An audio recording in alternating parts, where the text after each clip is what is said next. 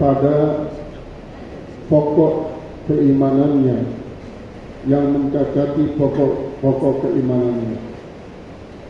Wahua, dan dia, sebab yang kelima itu, kaunuhu syakkan, keadaannya dia ragu-ragu, fi sidqir rusuli, pada kebenaran para rasul, yaitu ragu-ragu pada kebenaran para rasul. Wa hadza huwal kufru, dan ini dialah kekafiran. Kalladzi yuhaddiruhu tabib, seperti orang yang menakuti akan dia oleh tabib, menakuti akan dia oleh dokter, antanawuli, daripada mendapatkan ma yadurruhu, apa yang membahayakan dirinya, fil maradi, pada penyakitnya. Fa in kana al-muhabbiru, maka jika ada orang yang memberikan kewaspadaan untuk melakukan itu, mimma la yu'taqadu fihi, mimman, daripada orang la yu'taqadu fihi, yang tidak diyakini padanya, annahu alimun bittibbi, bahwasanya dia adalah orang alim, orang ahli dalam kedokteran. Fayakdzibahu, maka dia pun membohonginya, dia anggap itu tabib orang bohong. Au yashukka, atau dia ragu-ragu, itu dia ragu-ragu fihi, padanya. Fala yubali, maka dia tidak peduli bihi, dengannya, dia tidak peduli dengannya. Fahadza huwal kufru, maka ini adalah suatu kekafiran.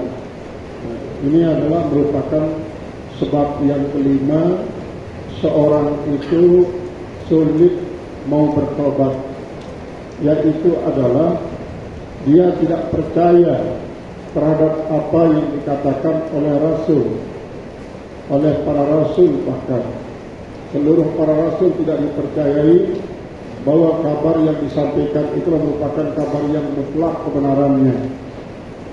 Bahkan banyak yang mengatakan itu adalah halusinasi, itu adalah mitos, itu adalah asumsi, tidak mengatakan bahwa itu wahyu dari Allah Subhanahu wa taala. Padahal hakikat para rasul itu la yantiquna anil hawa, mereka itu tidak ada yang berbicara dengan berdasarkan hawa nafsunya.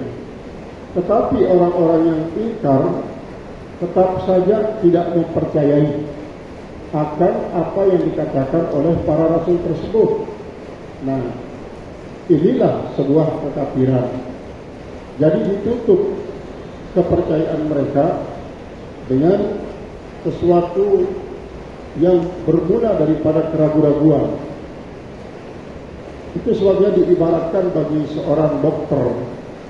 Seorang dokter memberitahukan kepada orang yang sedang menderita suatu penyakit. Dokter mengatakan, tantangan buat Bapak, kalau ingin sembuh, jangan Bapak memakan makanan ini, jangan makan buah ini, jangan makan daging ini, jangan makan ikan ini, jangan makan biji-bijian ini, jangan makan umbi-umbian ini, kata daripada dokter. Sementara apa yang dijadikan pantangan oleh dokter untuk dijauhi oleh si orang yang sakit ini, oleh si penderita, adalah hal-hal yang disenangi oleh penderita. Semua yang disebut oleh dokter itu semua yang disenangi oleh penderita. Akhirnya si penderita itu tidak percaya. Ketidakpercayaan si penderita ini semata-mata karena dia tidak bisa menghilangkan minatnya, seleranya.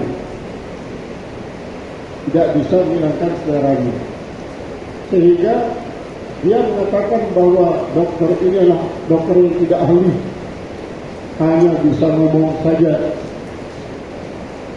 hanya bisa menyuruh orang menjauhi ini dan itu, tidak berdasarkan pengetahuan yang sesungguhnya. Bahkan dokter dikatakan dokter palsu. Nah, bagaimana dia akan bisa sembuh kalau dia tidak bisa menerima irsyadat, petunjuk-petunjuk, saran-saran yang diberikan oleh dokter? Padahal seandainya kalau dia percaya terhadap apa yang dikatakan oleh dokter itu, ketika dia percaya saja terhadap apa yang dikatakan oleh dokter, maka boleh dibilang 25% daripada penyakitnya sudah bisa dihilangkan. Tinggal 75%-nya adalah akan ditindaklanjuti dengan menghindari apa-apa yang dikatakan oleh dokter itu. Nah, kemudian di sini ada kesamaannya dengan orang yang bertobat. Tidak mau bertobat karena dia tidak percaya terhadap ancaman-ancaman yang disampaikan berupa hadis-hadis tarhib ataupun ayat-ayat tarhib, ayat-ayat wa'id yang disampaikan oleh para rasul, tidak dipercayai oleh mereka itu. Akhirnya apa? Mereka tidak pernah mau mencabut diri daripada perbuatan-perbuatan yang menyebabkan mereka mendapatkan dosa. Nah, ini adalah sebab yang kelima daripada orang tersebut terus-menerus tidak mau bertobat. Qala al-musannif rahimahullah ta'ala, fa in kunta, maka jika kau berkata, artinya jika kau bertanya, fama ilajul asbabil khamsah, kalau begitu apa yang menjadi obat daripada sebab yang kelima ini? Apa yang akan menjadi obatnya sebab yang kelima itulah keraguan-raguan dan kekafiran itu apa? Fa'aqulu, kata dia, maka saya menjawab, huwal fikru, yaitu adalah pikiran, berpikir. Berpikir ini memang sangat-sangat luas, sangat-sangat luas pikiran itu. Kalau para ahli tasawuf, pikiran itu dibaginya menjadi 4. Pertama, fikratul muridin. Yang kedua adalah fikratul zahidin. Yang ketiga adalah fikratul abidin. Yang keempat adalah fikratul arifin. Fikratul muridin yang dipikirkan itu memang adalah makhluk. Dari memikirkan makhluk, dia semakin kuat keyakinannya terhadap Khalik, semakin kuat akidahnya terhadap adanya yang menciptakan makhluk ini. Nah, itu adalah pikiran daripada al-muridin. Yang kedua adalah fikratul zahidin, pikiran orang-orang zahid. Jadi az-zahidin juga berpikir tentang makhluk. Yang dipikirkan adalah bagaimana proses penciptaan makhluk secara detail, sehingga alam semesta ini diurai dengan teori-teori yang mungkin sudah didapatkan dari para saintis atau dari buku bacaan mereka yang di perpustakaan. Lalu mereka coba merenungi hal itu. Untuk apa para zahidin ini berpikir tentang makhluk? Supaya dia bertambah zahid, liyazdadu zuhdan, supaya mereka bertambah zahid. Sehingga sekalipun mereka berpikir tentang makhluk, tetapi ketika berzikir hanya yang ada di dalam hatinya Allah. Karena sesungguhnya pikir itu, kata daripada para ulama termasuk Ibnu Athaillah, sayrul qalbi fi mayadinil adiyar. Yang namanya pikir itu adalah perjalanan hati di lapangan alam. Jadi areanya alam. Sedangkan Imam Junaid Al-Baghdadi mengatakan sayrul qalbi fi mayadinil i'tibar, perjalanan hati pada lapangan pengambilan pelajaran. Nah, ini adalah pikir. Kemudian yang ketiga adalah fikrul abidin. Fikrul abidin itu yang dipikirkan oleh para ahli ibadah adalah jamalatus sawab, ialah keindahan daripada pahala. Keindahan pahala. Keindahan pahala itu mereka pikirkan. Supaya gimana mereka itu memikirkan keindahan pahala? Liyazdadu nasyatan fil ibadah, supaya mereka semakin rajin beribadah. Nah, ternyata targhib, hadis-hadis targhib dan ayat-ayat wa'ad. Wa'ad itu adalah janji-janji kebahagiaan yang berupa basyiran di dalam Al-Quran. Kemudian wa'id adalah ancaman. Nah, itu yang dipikirkan masalah wa'ad, basyiran. Untuk apa? Supaya mereka bertambah rajin dalam beribadah. Nah, adapun kalau fikratul arifin, yang dipikirkan adalah nikmat. Nikmat yang dianugerahi oleh Allah. Supaya apa? Supaya mereka itu liyazdadu hubban, semakin bertambah cinta kepada Allah. Semakin bertambah cinta kepada Allah. Karena memang sabda Rasul mengatakan tahadu, saling memberikan hadiahlah kalian, supaya kalian saling bertambah mencintai. Maka nikmat yang diberikan oleh Allah dipikirkan oleh para arifin, supaya mereka semakin bertambah cinta kepada Allah Ta'ala. Nah, justru pemikiran yang dimaksudkan oleh beliau di sini tidak terbatas seperti itu.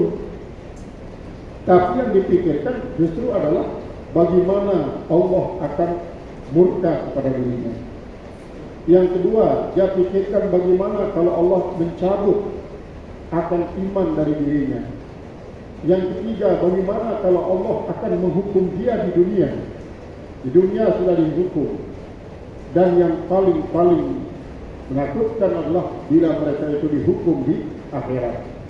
Nah, ini pemikiran ini justru tidak akan tumbuh kalau tidak ada yang memberikan basyiran wa nadhiran kepada si pendosa tersebut. Jadi pikiran itu memang kadang-kadang dia disugesti. Dia berawal daripada sugesti yang datang dari luar, baik lewat telinga maupun lewat penglihatan. Wadzalika, dan yang demikian itu bi ayyukarriru ala nafsihi, dengan bahwa dia menetapkan atas dirinya fis sababil awwali, pada sebab yang pertama.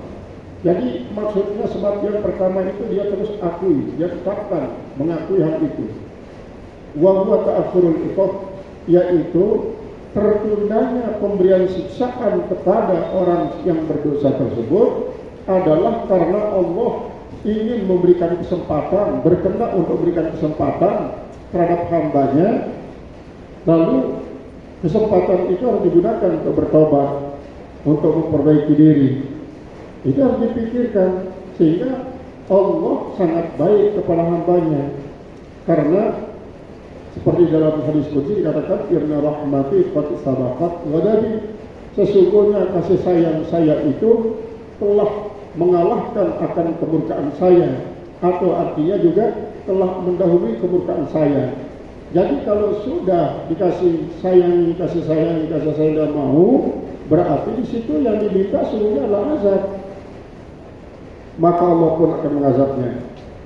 Anna kullama huwa atin, bahwa semua apa yang akan datang pasti akan datang.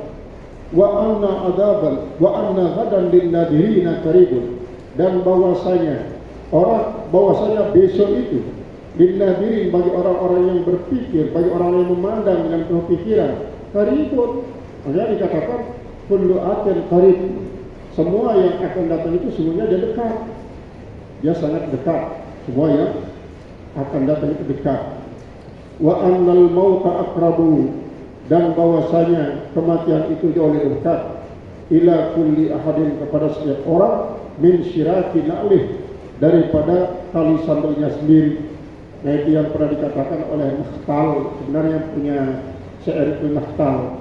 Nah, apa yang dikatakan oleh Nakhtal ini diucapkan oleh Abu Bakar dulu ketika Sayyidina Bilal disuruh untuk menjemput akan Aisyah di malam hari untuk menjenguk Abu Bakar Siddiq. Tapi Aisyah mengatakan besok sajalah pagi-pagi saya datang. Apa yang dikatakan oleh Aisyah sampaikan kepada Abu Bakar Siddiq. Akhirnya Abu Bakar mengulangi apa yang dikatakan oleh Nakhtal itu. Kullu mri'in musbihun bi ahlih wal mautu adna min syiraki na'lih. Kullu mri'in musbihun bi ahlih. Memang setiap orang bisa saja mengatakan besok saya berpagi-pagi pada keluarganya. Tetapi jangan lupa bahwa yang namanya kematian itu lebih dekat daripada tali sandal, kata daripada Abu Bakar, mengulangi apa yang dikatakan oleh Nakhtal. Fama yudrihi la'alla as-sa'ata qaribun, maka tiada yang memberitahukan dia, lalu mungkin saja bahwa hari kiamat itu dekat. Hari kiamat itu dekat. Artinya di sini adalah apakah hari kiamat kubro maupun sugro.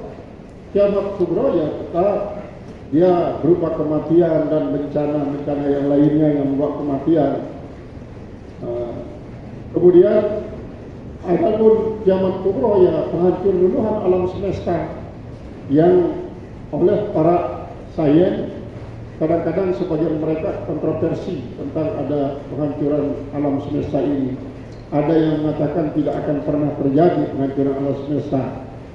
Jadi mereka itu berspekulasi dengan berbagai macam teori.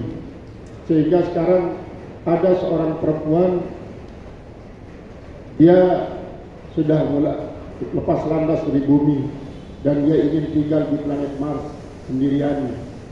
Dia tidak akan kembali ke bumi.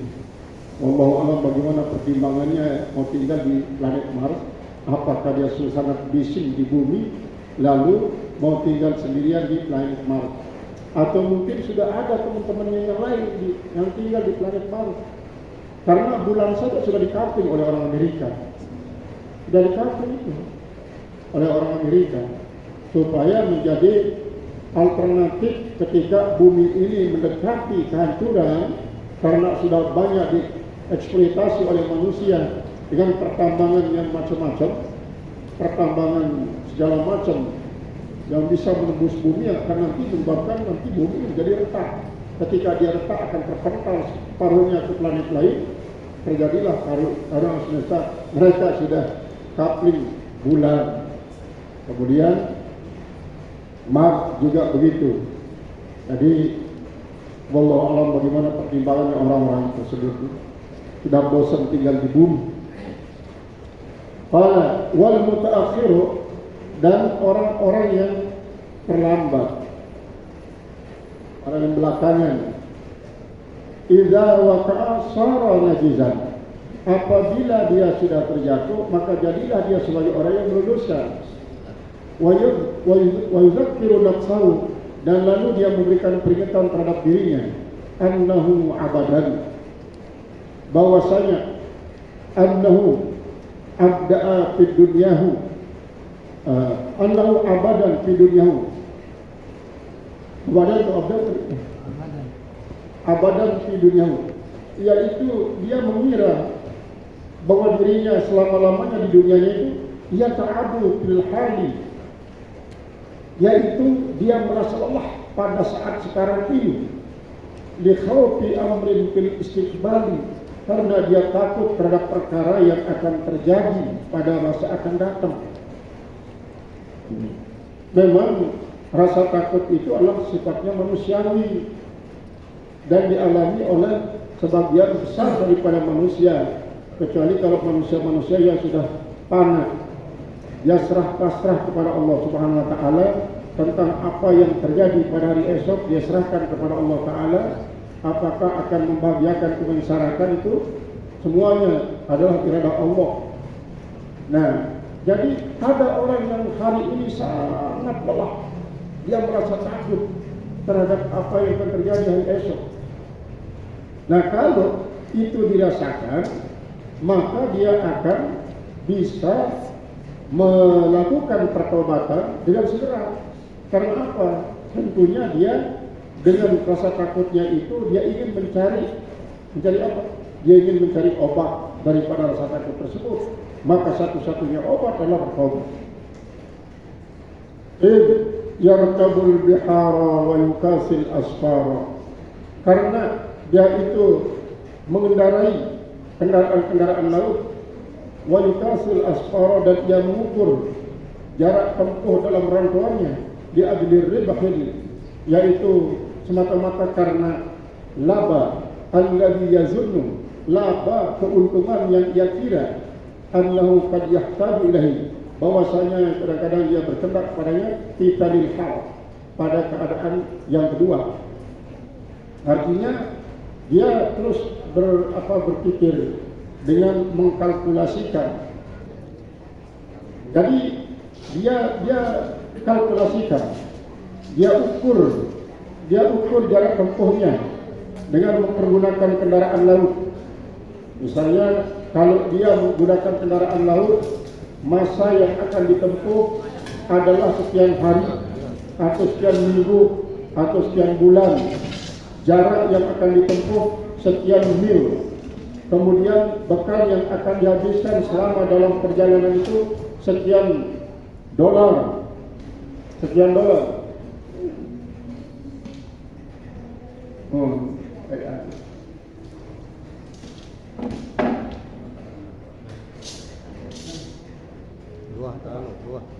Nah, dalam membandingkan, mengkalkulasikan semua yang ia akan habiskan dalam menempuh perjalanan laut dengan menggunakan kendaraan, apakah itu perahu ataupun kapal, dia kalkulasikan lalu dibandingkan dengan laba yang akan diperoleh. Dia bisa bayangkan berdasarkan pengalaman. Kemarin kita bawa barang ke Prancis sekian ribu ton, maka sisa setelah pengeluaran itu dan ini sekitar sekian ribu dolar. Nah, sekarang kita kesini membawa barang-barang semacam ini, kita bayangkan sisa akan kita peroleh setelah pengeluaran itu dan ini akan lebih besar. Nah, ini sebagai perumpamaan saja yang disampaikan oleh beliau terhadap orang yang mau bertobat itu. Sehingga dia kalkulasi umurnya sudah sekian tahun berdasarkan pemandangannya terhadap keluarga yang ada. Dulu orang tua kita meninggal dunia pada umur sekian, kemudian kakek meninggal pada umur sekian, kemudian sejarah pendidikannya sekian, sampai kepada akhirnya mungkin dari itu dia akan bergerak untuk bertobat. Bal law marido, bahkan kalau dia sakit, fakbarahu tabibun nasraniyun, lalu memberitahukan dia oleh seorang dokter Nasrani, bi anna syurbal ma'i al-baridi, dengan bahwasanya minum air yang sejuk, yadurruhu, akan membahayakan bagi dirinya, wa yasuquhu ilal mauti, dan akan menggiring dia, akan menghalau dia kepada kematian.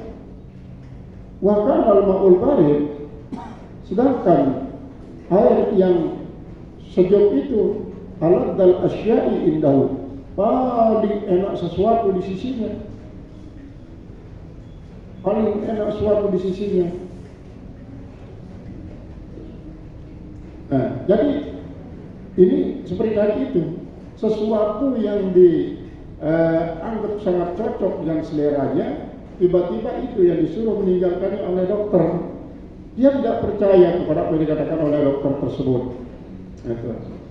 Kemudian dia tinggalkan ma'annal mauta beserta annal mauta, bahwa kematian itu alamuhu lazatan, sakitnya itu sebentar, hanya pada prosesnya saja sakit. Idza lam yakhaf ma ba'dahu, apabila dia tidak takut pada siksa yang akan dia dapatkan setelah proses kematian itu. Wa mubarakatuhu lid dunya la budda minha, dan meninggalkan akan dia meninggalkan dunia itu la budda minha, tak boleh tidak daripadanya. Artinya dengan sebab dia meninggal itu, maka dia meninggalkan dunia, pasti sudah meninggalkan dunia. Fakam nisbatu wujudi bid dunia, maka berapa perbandingan adanya di dunia ila adanihi, pada tidak adanya azalan wa abadan, yaitu sejak zaman azali dan selama-lamanya. Ini kan kalau dia hitung misalnya pada saat dia tidak ada sejak zaman azali, bahkan rohnya belum diciptakan, lalu diciptakan roh, berapa triliun tahun jaraknya dengan penciptaan rohnya, berapa juta tahun dengan pentalqihan akan rohnya itu, penerimaan rohnya itu kepada jasadnya.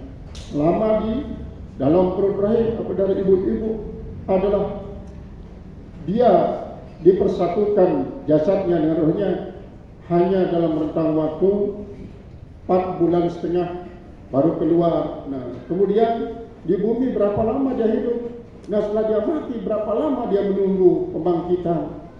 Kalau dikias, kalau dihitung, maka sirkulasi tahun antara sebelum dia diciptakan dengan sesudah dia meninggal dunia, maka sedikit sekali masa penyatuan rohnya dan sampai perpisahannya itu sedikit sekali kalau dibandingkan dengan masa tidak adanya dan masa setelah tidak adanya. Fal yanzur kaifa yubadiru ila tarki miladihi,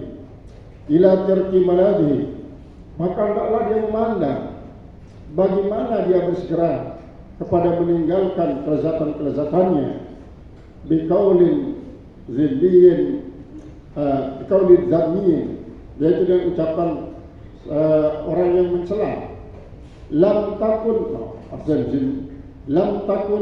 takun mu'jizatun ala toha, yaitu tidak akan pernah berdiri satu mukjizat atas Nabi Muhammad sallallahu alaihi wasallam.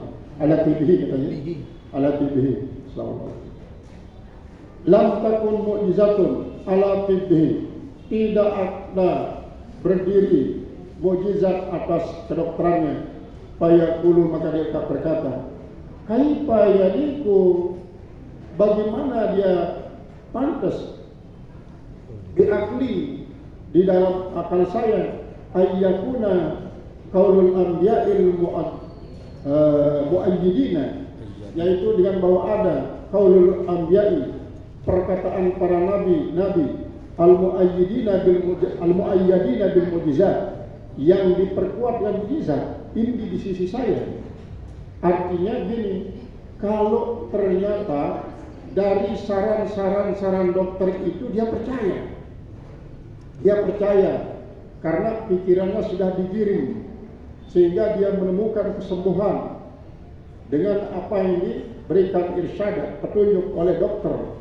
Nah, pada saat itu dia lalu mengatakan apa? Ini si dokter tidak pernah diturunkan mukjizat untuk memperkuat apa yang dikatakannya.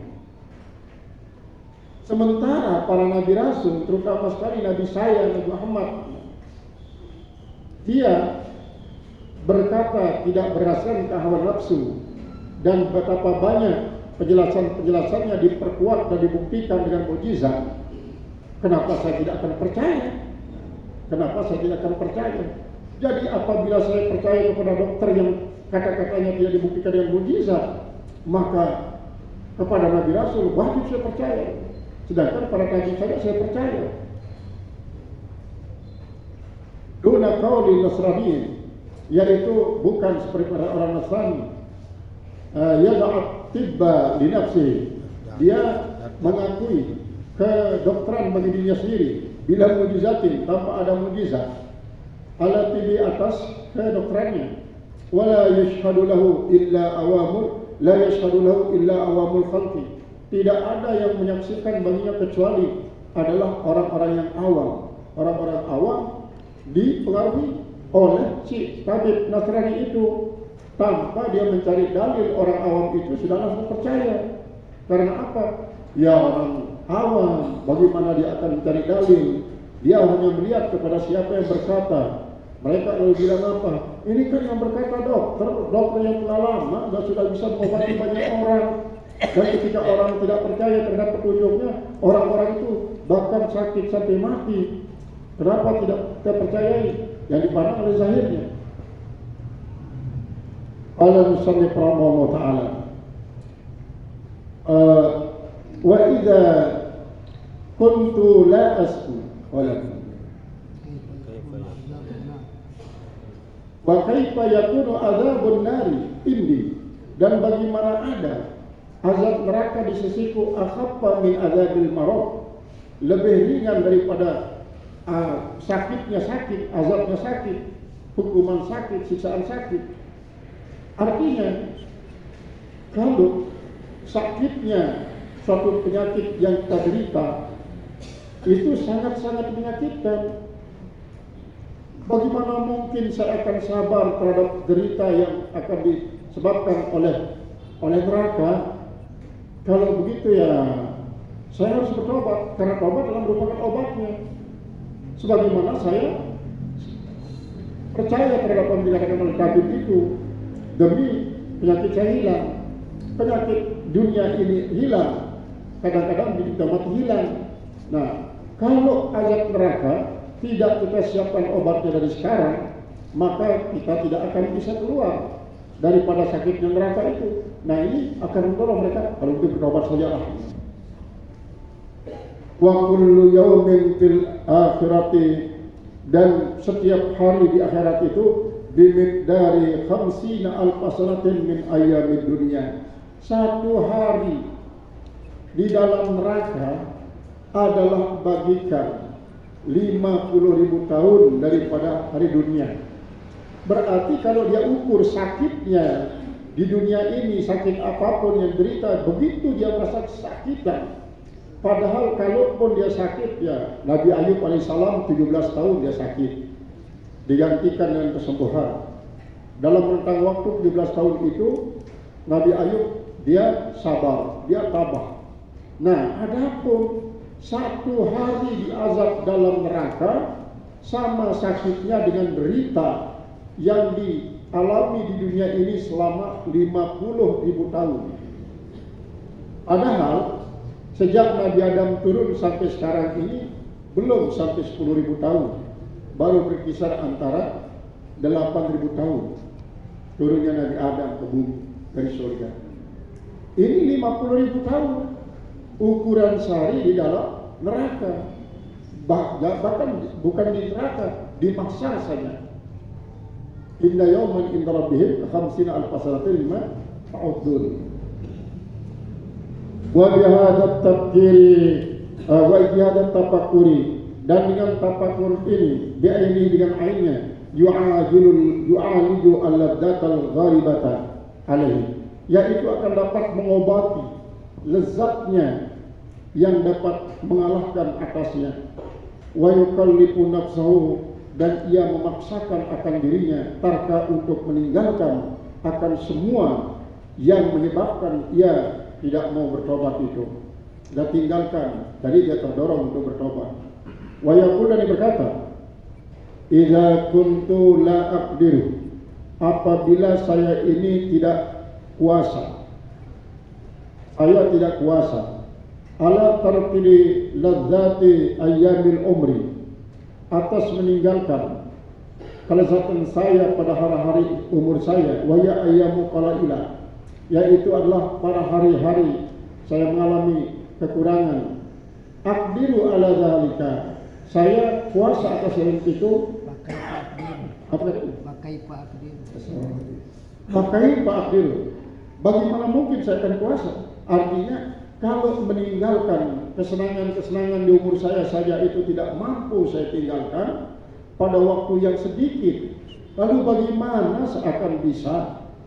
Bagaimana saya akan kuasa atas meninggalkan kesenangan-kesenangan itu abadal abadi, yaitu selama-lamanya, atau mafhum mukhalafahnya, kalau menahan derita hanya beberapa waktu hidup saya di dunia saja tidak mampu, apalagi mau menahan derita yang tidak punya akhir di dalam neraka nanti. Nah kalau begitu, tobat sajalah. Qala wa idza kuntu la atiku ala masabri, dan apabila aku la atiku tidak kuasa ala masabri untuk menahan sakitnya bersabar, pakai pak atiku ala manari, maka bagaimana mungkin saya akan bisa menahan sakitnya neraka? Artinya kan sakitnya sabar, karena yang namanya sabar itu habsun nafsi an jami'i ma takrahu, menahan diri daripada semua apa yang tidak dia sukai. Daripada tidak disukai itu kan semua penyakit, penderitaan, penyusah itu dan ini, kesengsaraan. Tidak mampu bersabar, tidak mampu untuk menghadapi penyakit itu dalam waktu yang sangat sedikit di dunia. Bagaimana saya akan mampu untuk menghadapi penyakit sakitnya dalam neraka ini?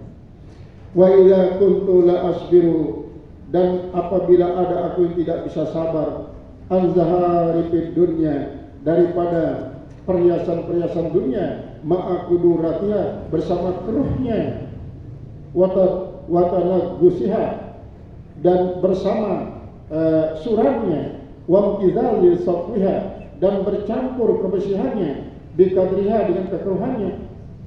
Pakai pak asbiru, bagaimana saya akan bisa bersabar an-na'imil akhirah, daripada tidak mendapatkan nikmat akhirat. Artinya begini, ketika dia tersilau melihat gemah limpahnya dunia ini dengan berbagai macam aksesoris yang sangat sangat menggairahkan, dia tidak sabar untuk tidak menikmatinya. Akhirnya dia melakukan segala cara untuk bisa menikmati keindahan dunia ini, kemewahan dunia ini, padahal dia sadar bahwa keindahan dunia ini bercampur baur dengan kekeruhan-kekeruhan yang akan membuat dia sengsara, mengakibatkan dia nanti kebersihan daripada itu keindahan dunia itu bercampur dengan kekeruhannya. Nah, kalau dia tidak mampu untuk menahan seleranya daripada menikmati kenikmatan indahnya dunia ini, bagaimana dia akan mampu untuk menahan diri daripada kesenangan-kesenangan akhirat? Wa amma tasifu taubati, dan adapun menunda tobat, fayu'ariduhu bil fikri, maka dia mengobatinya dengan berpikir tentang apa? Fi anna aktsara syiahi ahli nar, maka pada kebanyakan terakan penghuni neraka minat taswif adalah daripada yaitu menunda-nunda masa tobat itu. Jadi itu yang menyebabkan bahwa orang yang banyak meraung-raung di dalam neraka itu adalah disebabkan karena dia menunda masa bertobat. Karena apa? Sehari dia menunda masa tobat, berarti bertambah dosanya. Apa yang jadi bertambah? Karena bertobat itu kan wajib. Imam Syafi'i mengatakan apa? At-taubatu wajibun wa tarkud dunubi aujabu. Memang bertobat itu wajib, tapi meninggalkan dosa itu wajib, lebih wajib. Di sini berarti ketika dia tidak mau bertobat, dia tidak meninggalkan dosa. Dia tidak mau meninggalkan dosa karena apa? Menunda sehari bertobat berarti dia meninggalkan kewajiban sehari. 2 hari berarti dia 2 hari meninggalkan kewajiban. Terus itu yang menyebabkan dia bertambah-tambah dosanya. Ini kadang-kadang disadari orang-orang. Dia anggap bahwa dosa itu seperti yang difirmankan oleh Allah, 1 kali kita berbuat maksiat, 1 dosanya. Tapi dia tidak sadar, menunda bertobat daripada dosa yang 1 itu akan bertambah menjadi beribu-ribu dosa lagi. Orang kadang-kadang bertanya, oh kalau begitu di mana sifat Rahman Rahimnya Allah? Nah, Imam Ghazali ini mengatakan dalam kitab tasawufnya. Karena apa? Karena sekarang ini kan banyak orang-orang yang sedang getol berbicara tentang masalah ma'rifat. Dia mengatakan, dia salahkan kita. Sedikit-sedikit dosa yang dibicarakan, sedikit-sedikit surga yang dibicarakan, sedikit-sedikit neraka yang dibicarakan. Padahal dia tidak tahu surga neraka itu ada pada dirinya, pada hak sekarang ini, kata mereka. Mereka mengatakan bahwa surga itu bukanlah satu area tempat kita bersenang-senang nanti di akhirat, tetapi adalah suatu fisiologis kita sekarang sebagai balasan daripada apa yang kita lakukan pada masa dulu sebelum kita mengalami kehidupan sekarang ini, karena mereka terpengaruh oleh paham reinkarnasi. Itu yang menyebabkan mereka. Jadi sehingga dia tidak percaya terhadap apa yang dikatakan oleh para ulama-ulama tasawuf seperti Imam Ghazali. Padahal Imam Ghazali juga sesungguhnya dia mengucapkan apa yang dikatakan ini berdasarkan filsafat, pemikiran-pemikirannya. Makanya ma'rifat itu yang namanya ihsan. Tasawuf itu kan ada tasawuf amali, namanya ada tasawuf filosofi, nazari itu. Jadi tasawuf amali itu jadi tarekat. Kalau tasawuf filosofi itu jadi ma'rifat. Jadi filosofi, ahli-ahli filsafat itu para ahli ma'rifat. Mereka menggunakan pikirannya terus berpikir. Itu yang menyebabkan Imam Syafi'i rahimahullah ta'ala masuk dalam kategori sufi yang sudah sampai pada gaus. Kenapa? Beliau berpikir tentang hukum. Sehingga seperti yang dikisahkan ketika beliau itu ziarah ke rumah muridnya Imam Ahmad bin Hanbal. Ahmad bin Hanbal bercerita kepada anaknya, nanti lihat nak, guru saya yang bernama Muhammad bin Idris Asy-Syafi'i itu, beliau itu pokoknya kalau malam hari dia salat saja kerjaan. Kemudian kalau dia makan sedikit, dia makan. Nah begitu selesai salat subuh, kan Imam Syafi'i masih dia di masjid. Imam Ahmad pulang bersama anaknya, lalu berbicaralah anak ini kepada orang tuanya Imam Ahmad bin Hanbal. Bang, kok berbeda seperti apa yang Abah ceritakan, bahwa gurunya Abah itu kok sedikit sekali makannya, kata Abah. Yang kedua, Abah mengatakan bahwa gurunya Abah itu tidak tidur semalaman karena dia salat tahajud terus. Tapi saya perhatikan makannya banyak. Yang kedua, dia tidur terus sampai pagi. Tidak uduk langsung ke masjid, langsung sholat. Tidak lama dari apa yang dikatakan oleh si anak ini kepada begini, nak, kata Imam Syafi'i. Saya makan banyak di rumah orang tuamu ini karena saya tahu dia pasti 100% halal. Saya memang makan itu adalah yang saya pikirkan pertama adalah halal enggak, halal enggak, halal enggak. Makanya ada sembarangan makan, saya pikirkan itu. Tapi kalau apa yang disajikan oleh orang kaum ini 100% halal yang saya makan banyak.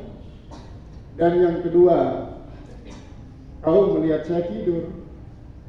Dalam tidur saya tafakur itu. Saya sedang berpikir untuk menyelesaikan sekitar 50 masalah yang sedang saya hadapi. Saya pikirkan dia sambil tidur. Jadi mata saya terpejam, tapi pikiran dan hati saya itu memecahkan permasalahan itu. Itu sebabnya maka begitu saya bangun langsung pergi ke masjid, saya tidak baca wudu. Karena saya tidak pernah tidur. Nah itulah beliau. Barulah putra daripada Ahmad bin Hanbal itu, oh begitu jadi. Nah ini artinya adalah tafakur, berpikir untuk menemukan suatu jawaban daripada permasalahan seperti tadi itu adalah khairun min ibadati sittina sana. Apalagi ini bukan sejam 2 jam, tapi sampai puluhan jam beliau itu tidur berpikir. Dia tidur sambil berpikir. Sedangkan 1 jam saja yang ukuran saat itu sebenarnya relatif. Saat itu adalah sangat sedikit relatif ya. Tidak mesti 60 menit. Tidak mesti. Yang penting saat itu adalah 1 saat. Bisa saja 1 kali pikiran, kemudian kita berhenti. Nah, jadi menunda-nunda bertobat itu adalah menambah dosa. Menambah dosa. Li'annal musawwifa, karena bahwasanya orang yang menunda itu yabnal amra, dia membangun akan satu perkara ala ma laisa ilaihi, atas apa yang bukan kepadanya, yaitu wal baqa'u, yaitulah suatu keabadian. Fala Allahu la yabqa, mungkin saja dia tidak abadi. Wa in baqiya, dan jikalau dia selamanya fala yaqdiru ala tarki badan, maka dia tidak akan mampu atas meninggalkan besok. Kama la yaqdiru alaihi yauma, sebagaimana dia tidak mampu atasnya pada hari ini. Falaita sya'ri ala ajzi, maka mungkin saja pengetahuan saya itu adalah kelemahan pilhani pada keadaan illa li galabati syahwati, kecuali adanya hal itu adalah karena kemenangan syahwat, syahwat yang mendominasi rasa takutnya untuk meninggalkan sesuatu yang sudah menjadi kelezatannya, sehingga dia kecanduan untuk meninggalkan selera yang dia senangi. Wasyahwatu, dan syahwat itu laisat tuparikuhu gadan, tidak akan meninggalkannya besok.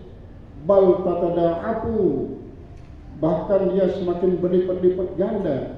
Istata'akkadu bil iqtiyadi, karena dia semakin bertambah kuat dengan sebab kebiasaan-kebiasaan. Falaisati syahwatu allati akadal insanu, maka bukanlah syahwat, kesenangan yang telah memperkuat akan dia oleh manusia, akadal insanu bil adati, dan kebiasaan, kallati lam yu'aqiduha, sama seperti ia tidak dia perkuat akan dia dan syahwat. Artinya yang namanya syahwat ini kadang-kadang memang ada yang sangat-sangat besar dalam selera untuk makan dan minum, dan melakukan hal-hal lain yang menurut khayalannya akan membuat dia menjadi bahagia.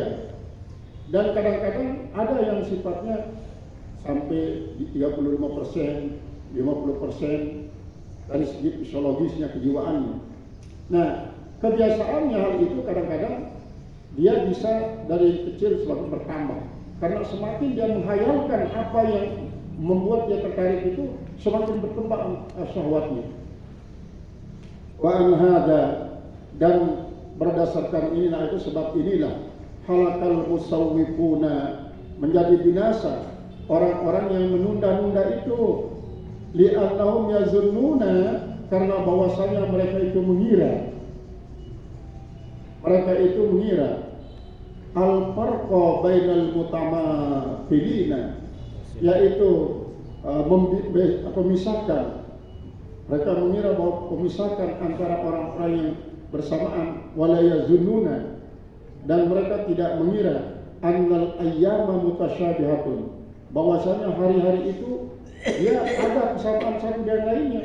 Jadi artinya walaupun namanya berbeda, sekarang ini Jumat, besok adalah Sabtu, memang dari segi fadilah waktu berbeda antara Jumat dengan Sabtu, tapi kadang-kadang peristiwanya bisa saja peristiwa yang terjadi hari ini terulang besok, terulang lusa, terulang dan seterusnya. Anna tarka syahawati, pada bahwa meninggalkan syahwat-syahwat itu pihak abda'u syakin, yaitu adalah suatu permulaan yang sangat merugikan, sangat sulit maksudnya. Abadan begini. Abadan bukan abadan. Jadi annal ayyam tasabiatun fi anna tarka syahwati biha abadan syaqil. Selamanya itu ada sangat sulit kalau dia tidak betul-betul berperang terhadap apa yang disenanginya itu. Dia akan sangat sulit untuk meninggalkannya. Kenapa? Karena memang di dalam kejiwaan manusia itu, dia kalau sudah melekat apa yang menjadi kebiasaannya, maka akan sulit untuk ditinggalkan. Misalnya saja orang yang memelihara burung misalnya, orang yang memelihara burung. Maka orang yang memelihara burung ini, karena dia sudah kecanduan dengan memelihara burung, walaupun dari satu sisi, dari segi ekonominya, dia adalah menghabiskan waktu, menghabiskan dana, tapi dia sudah melekat di dalam jiwanya, senang memelihara burung. Kalau disuruh untuk meninggalkannya, maka dia sangat sulit. Betapa banyak itu orang-orang lebih baik dia menceraikan istrinya daripada berhenti melihara burung. Dia berhenti, disuruh berhenti oleh istrinya. Kalau selama ini bapak tidak mau meninggalkan memelihara burung, selama ini kita tersengsara. Karena segitu yang didapatkan habis dibikin, apa dipakai untuk beli makanan burung, minuman burung. Padahal burung yang dipelihara tidak pernah punya manfaat. Akhirnya apa? Dia mengatakan, daripada saya akan meninggalkan hobi saya ini, lebih baik saya ceraikan sudah kamu terus menghalang hobi kamu. Diceraikan istri. Itu banyak yang terjadi. Begitu juga orang yang hobi mancing. Hobi mancing. Mancing kadang-kadang malam berangkat jam 5, nanti pulang jam 7 pagi. Istri ditinggalkan di rumah. Akhirnya apa? Istrinya menyumpahkan apa? Kalau selama ini bapak hanya menghabiskan dana untuk mentraktir teman-teman pada waktu mancing saja, apa yang akan didapatkan nanti sama anak-anak ini? Anak-anak ini banyak biaya yang dibutuhkan sekarang. Akhirnya demi terpelihara hobinya, dia tidak suka kalau hobinya itu terganggu oleh istrinya. Diceraikan istrinya. Dan terhadap apa? Sudah kecanduan terhadap apa yang menjadi kesenangan. Nah, ini adalah sebagai satu gambaran bahwa psikologi manusia itu kalau sudah terpengaruh oleh sesuatu, dia akan sangat sulit untuk meninggalkan apa yang sudah mendominasi syahwatnya. Wama mithalul musawwifin, dan tidak adalah contoh daripada orang yang menunda-nunda pertobatan itu, illa mithalahu, kecuali seperti contohnya manihtaja ila kal istijaratin, orang-orang yang berkehendak untuk mencabut sebuah pohon kayu. Para ahli kawiyatan, maka dia melihat pohon kayu itu sangat kuat. La tangkaliu, dia tidak akan mungkin tercabut illa bimasyaqqatin syadidatin, kecuali apa tadi? Oh, tangkaliu. Qali'u illa bimasyaqqatin. Tangkaliu. Qali'u. Illa bimasyaqqatin. Illa. La tangkaliu illa bimasyaqqatin syadidatin. Salah. Illa bimasyaqqatin, bukan ilayya. La tanqali'u illa bimasyaqqatin sadid. Ada ini tidak ada.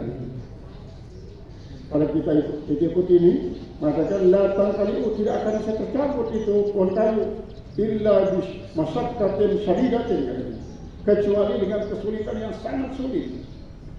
Faqala, maka orang itu lalu mengatakan, wa akhiruha sanatan, kalau begitu kita tunda saja tahun depan. A'udu ilaiha, baru tahun depan saya akan kembali kepadanya. Padahal itu si pohon kayu semakin bertambah kuat, semakin bertambah waktu, semakin bertambah umur, semakin bertambah kuat. Wa huwa ya'lamu, padahal dia tahu anna syajarata bahwasanya pohon kayu kullama baqiyat izdada rusuhuha, maka selama dia setiap kali dia tinggal di tempat tumbuhnya itu izdada rusuhuha, semakin bertambah kekuatannya, semakin bertambah tancaman daripada akar-akarnya, yang dulu kecil menjadi besar, yang dulu pendek menjadi panjang, yang dulu hanya mungkin menembus tanah-tanah yang tanah-tanah yang lunak, sekarang sampai kepada batu-batu pun ditembus oleh kombium yang ada di dalam di ujung akar daripada pohon kayu itu. Wa huwa kullama qala umruhu, dan dia setiap kali bertambah panjang umurnya izdada daquhu, semakin bertambah lemahnya. Nah, ini tidak dipikirkan oleh orang tersebut. Yang artinya begini, kalau besoklah kita bertobat, besok kita bertobat, lalu kita beramal saleh sebanyak-banyaknya. Dia tidak sadar bahwa dosa yang ia peroleh sebelumnya, yang dia tunda-tunda pertobatannya itu semakin kuat, semakin berpengaruh terhadap kejiwaannya. Lalu dia tidak sadar bahwa dia semakin lemah untuk melakukan kebaikan-kebaikan. Tidak pada saat dia muda. Kalau pada waktu dia muda dia mau melakukan sholat berapa ratus rakaat, tapi setelah tua kadang-kadang 2 rakaat saja sudah sulit. Rukuk yang pada waktu muda kita bisa rukuk sampai setengah jam atau sujud sampai setengah jam, tapi kalau sudah tua jangankan sampai setengah jam, kadang-kadang 3-4 menit saja sudah lama, karena tertindih oleh beratnya penyakit di pinggang. Nah, ini tidak dipikirkan. Fala hamaqata fid dunya, kalau begitu tidak ada kebodohan di dunia a'zama min hamaqatihi, yang lebih besar dibandingkan kebodohan orang semacam ini. Karena ajaza ma'akuatihi, dia lemah bersama kekuatannya, an-mukawamati da'ifin, daripada dia lemah bersama kekuatannya itu daripada menentang kelemahan itu sendiri. Artinya dia tidak bisa menghindari kelemahan. Seiring dengan berjalannya usia, dia tidak bisa menghindari adanya kelemahan. Semakin bertambah usia semakin lemah, semakin bertambah usia semakin lemah secara fisik. Kadang-kadang dia membayangkan, dulu saya waktu muda ini begini, hebat.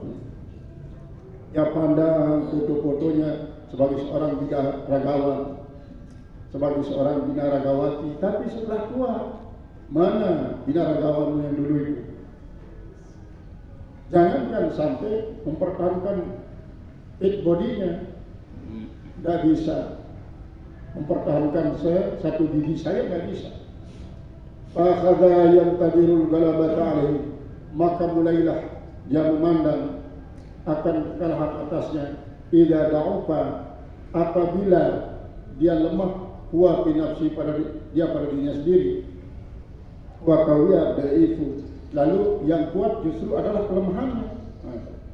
Kelemahannya dia sendiri, dia sudah lemah, keinginan kemauannya, fisiknya lemah, maka dalam pertarungan di sini justru lemahnya itu yang menang dibanding dengan kemauannya yang sangat tinggi. Dia ingin untuk melakukan sesuatu seperti pada saat mudanya, tetapi yang terbentur oleh kelemahannya yang sudah bertambah lemah. Wa ammal makna rabi', dan adapun makna yang keempat, wa huwa intizaru afwillahi ta'ala, yaitu adalah menunggu pemaafan terhadap Allah Ta'ala, pemaafan dari Allah Ta'ala. Fa'inajuhu masabaka, maka yang jadi obatnya apa yang sudah lewat. Wa huwa kaman yumtiku jami'a amwalihi, yaitu seperti orang yang menginfakkan semua hartanya. Wa yatruku nafsahu, lalu dia meninggalkan dirinya. Wa iyalahu, dan meninggalkan keluarganya, fuqara'an, menjadi orang fakir, muntaziran min fadlillahi ta'ala, hal kadang dia menunggu daripada karunia Allah Ta'ala, ayyarzukahu, bahwa dia Allah Ta'ala akan memberikannya al-uthura ala kardin fi ardil kharbatin, yaitu akan Allah Ta'ala memberikan dia akan rizki, akan harta di atas gudang-gudang di bawah runtuhan bumi yang sangat-sangat gersang. Artinya begini, Ini kan seperti yang dikatakan oleh Hasan Al-Basri, ada 6 yang menyebabkan hati kita menjadi rusak. Yang paling pertama kata daripada Hasan Al-Basri adalah kita melakukan dosa dengan alasan maha besar pengampunan Allah. Dia mengharapkan pengampunan Allah yang maha besar itu akan langsung diterima begitu dia melakukan dosa. Akhirnya dia tidak pernah merasa canggung, dia merasa berat untuk melakukan dosa. Maka kalau itu dilakukan oleh seorang, berarti itu sudah tanda bahwa hatinya sedang rusak. Ini yang sesuai dengan ini. Artinya apa? Dia menunggu akan pengampunan Allah tanpa dia usahakan dengan cara beristighfar dan bertobat. Dia hanya menunggu sebagai orang-orang yang dia sedekahkan, atau mungkin tidak disedekahkan, dia habiskan hartanya untuk kebutuhannya, baik untuk kebutuhan keluarganya, tapi dia tidak berpikir tentang apa yang akan didapatkan nanti oleh keluarga ini setelah habis hartanya sekarang. Memang dari kita mengatakan kita pokoknya menunggu bagaimana Allah mengatur kita besok dalam urusan rezeki. Tetapi ini dia lakukan bukan karena berpasrah kepada Allah Ta'ala secara baik. Karena begini, Allah Ta'ala ketika dia memberikan kita rezeki, dia suruh kita bersedekah, tapi juga dia suruh kita hemat. Seperti kisahnya Ishak itu kan bertanya kepada Rasulullah SAW. Dia bertanya tentang apakah dia akan sedekahkan semua hartanya. Wah, jangan, kata Rasulullah. Bagaimana kalau saya sedekahkan 2/3 Rasulullah? Jangan, 2/3 itu banyak. Bagaimana kalau setengah Rasulullah? Setengah juga banyak. Bagaimana kalau 1/3 Rasulullah? 1/3 juga banyak. Sampai Rasulullah mengatakan, antat ruka warasataka aghniya'a khairun min antatrukahum alatan yatakaffafuna bainan nas. Kalau kau tinggalkan anak-anak istrimu dalam keadaan kaya, tidak lelah mencari rezeki keluar kemari, lebih bagus daripada kau tinggalkan dia fakir miskin, lalu dia minta ke sana kemari, kata Rasulullah SAW. Jadi kecuali kalau memang orang sangat-sangat butuh, sementara tidak ada yang diharapkan selain daripada apa yang sedang ada pada diri kita. Kalau tidak kita kasih, dia pasti akan kehilangan nyawa. Maka kita berikan dia untuk biaya pengobatannya dan ini. Maka itu dengan ikhlas kita berikan, pasti Allah akan menggantinya dengan ganti yang lebih banyak. Tapi kalau dia hambur-hamburkan hartanya buat mubazirat dengan suatu anggapan bahwa Allah pasti akan menggantinya, maka Allah tidak akan pernah memberikan orang tersebut karena dianggap dia orang menyia-nyiakan harta. Orang yang menyia-nyiakan harta. Fa'ila imkanal afwi, maka sesungguhnya kemungkinan untuk mendapatkan pemaafan alizami daripada dosa itu mislu hadal imkan, seperti kemungkinan ini katanya. Artinya kemungkinan untuk mendapatkan pengampunan dari Allah padahal dia sendiri tidak pernah minta ampun, padahal Allah tidak pernah berusaha untuk mendapatkan pengampunan, maka dianggap oleh Allah ini orang tidak mau diampuni, tak usah diberikan. Wa huwa mislu may yatawakka'un nahbu, yaitu seperti orang-orang yang jatuh barang simpanan minaz zulmati fi baladihi, daripada kegelapan yang ada di negaranya, wa taraka zakhaira amwalihi, lalu dia meninggalkan akan barang-barang timbunan daripada hartanya, artinya simpanan hartanya, fisik darihi, di halaman rumahnya dia tinggalkan. Wa qaddara ala dafnya, padahal wa qadira dia mampu untuk menimbunnya, wa ikhfa'nya dan menyembunyikannya, falam yaf'al, lalu dia dilakukan. Wa qala, dia berkata, antadiru min fadlillahi ta'ala, saya menunggu daripada kelebihan Allah Ta'ala, ayyusallita gablatan au ukubatan, bahwa dia memberikan menimpakan akan kelupaan dan atau siksaan ala zalimi an-nahibi atas orang zalim yang akan menemukan itu hatta la yataqarraba ila dari, sehingga dia tidak akan bisa sampai ke rumah saya, au idza intaha, atau apabila dia sampai ila dari ke rumah saya, mata ala babid dari, dia meninggal di pintu rumah saya. Fa innal mauta mumkinun, maka mati itu memang saja mungkin, wal ghaflatu mumkinatun, dan lupa itu juga mungkin. Wa qad hukiya fil asmari, dan sungguhnya telah diceritakan pada al-asmar. Asmar ini kalau diartikan jamak taksir daripada samarun, yaitu sepatu. Anda misla dzalika, bahwa perumpamaan yang demikian itu waqa'a. Fa ana antaziru min fadlillahi mislahu. Saya itu adalah menunggu karunia Allah seumpamanya. Fa muntaziru hadza muntaziru amri mungkin. Maka orang yang menunggu hal ini, dia memang menunggu perkara yang mungkin. Walakinnahu fi ghayatil hamaqah, dan tetapi dia pada sehingga kebodohan, wal jahli dan kebodohan. Qad la yumkinu wa la yakunu, karena bisa saja tidak mungkin, tidak akan terdapat selama-lamanya. Nah, jadi dia hanya bisa berpikir tentang mungkinnya, tapi dia tertutup pikirannya tentang tidak mungkinnya. Jadi kalau begitu, apa yang diajarkan oleh Imam Ghazali pada yang keempat ini adalah bahwa apa yang kita inginkan berupa ingin musul kepada Allah Subhanahu wa taala, maka kita harus berjuang. Ada mujahadah, ada riyadhah, ada muhasabah, ada muaqabah, ada murakabah untuk bisa sampai kepada Allah Subhanahu wa taala. Tidak banyak orang yang majzub.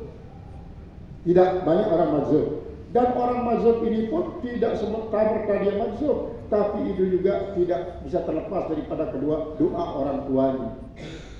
Doa orang tuanya. Karena Imam Taugur Tetetet misalnya, dia tidak alim, tapi dia mazhab, tapi dia didoakan oleh orang tuanya.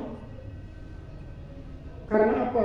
Pada umumnya orang-orang mazhab ini ada jin daripada para leluhurnya terdahulu yang berdoa, karena mungkin saja doa daripada leluhurnya itu tidak terkabul pada anaknya, pada cucunya, tapi pada kelompok lateknya. Sebenarnya doa Nabi Ibrahim yang mendoakan bahwa beliau minta agar dibangkitkan seorang nabi dari kalangan bangsa Arab yang akan mengajar mereka membaca, maka itu untuk belajar hukum, belajar dan ini. Maka tidak serta-merta diberikan. Setelah 3000 tahun barulah dibangkitkan Nabi kita besar Muhammad SAW. Jadi kita boleh bilang bahwa orang-orang majzub untuk menjadi kasih Allah itu, dia tidak cuma-cuma, tapi pengaruh daripada doa para leluhur itu sangat-sangat menentukan. Sangat-sangat menentukan. Nah, ini menunjukkan bahwa apa? Bahwa pilihan Allah Subhanahu wa taala kepada hambanya untuk menjadi orang yang wusul itu diseleksi terlebih dahulu. Konon Nabi kita Nabi besar Muhammad SAW dipilih untuk menjadi Nabi Rasul di samping doa daripada Nabi Ibrahim dan doa daripada leluhurnya. Pada saat itu banyak orang-orang mencari pilihan ini. Di Indonesia juga banyak pada waktu itu para petapa-petapa sakti yang tinggal di gua bertahun-tahun untuk mencari solusi daripada permasalahan yang terjadi di dunia pada saat itu. Tapi justru pilihan Allah jatuh pada Nabi Muhammad SAW, karena dia sadar bahwa Nabi Muhammad yang akan mampu untuk merantas semua dekadensi moral yang terjadi di dunia ini. Walaupun secara perlahan akhirnya merambatlah risalah beliau sampai di seluruh dunia. Jadi Nabi Muhammad yang dipilih. Di Indonesia banyak para petapa-petapa itu yang juga menginginkan hal itu. Orang-orang Kejawen banyak. Dan di negara lain juga begitu banyak para pemikir-pemikir di negara lain. Tapi Allah jadikan pilihan. Nah, ini artinya apa? ikhtiar dan doa itu banyak pengaruhnya untuk mempertemukan dengan kadar dan kadar Allah Subhanahu wa taala, untuk membuat hambanya wusul kepada Dia, kepada Allah taala. Nah, itulah tentang masalah tobat. Lagi sedikit nanti ini kita akan langsung kepada sabar ya. Langsung kepada sabar. Wa ammal khamisu wa huwa syakkun fa hadza kufrun wa ilajuhu al asbabul lati tariquhu sidq rasuli wa dzalika yatulu wallahu a'lam bissawab. Jadi mudah-mudahan kita takdirkan oleh Allah Subhanahu wa taala tetap menjadi tambahan ilmu apa yang sudah kita baca dalam kitab ini tentang masalah tobat. Sudah berapa ribu kosakata yang dipakai oleh Imam Ghazali untuk mengurai masalah tobat ini, di samping motivasi pada kita untuk bertobat, juga untuk motivasi pada kita untuk memperbanyak kosakata yang harus kita miliki sebagai tambahan ilmu kita. Hari kita berhadiah kepada beliau Imam Ghazali dan para guru-guru beliau, para guru beliau, sampai kepada kita sekarang.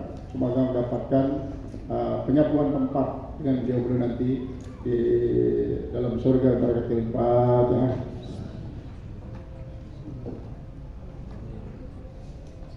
Atas segala perhatian kita, mudah-mudahan dapat berkah dari Allah. Dan atas segala keliruan, mudah-mudahan Allah mengampuninya. Assalamualaikum warahmatullahi wabarakatuh.